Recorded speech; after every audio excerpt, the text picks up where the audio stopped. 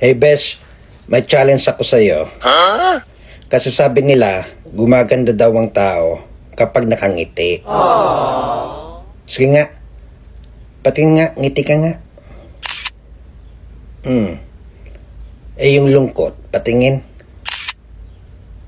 Okay. Ngiti ka nga ulit. Anong pinagsasabi nila? Wala namang pinagkaiba.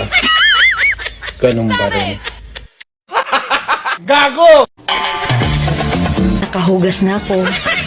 Ano ngayon kung nakahugas ka na? Gusto mong kumain? Sana all. Hoy, huwag ako. O bakit? May reklamo ka? Oo, maalat masyado.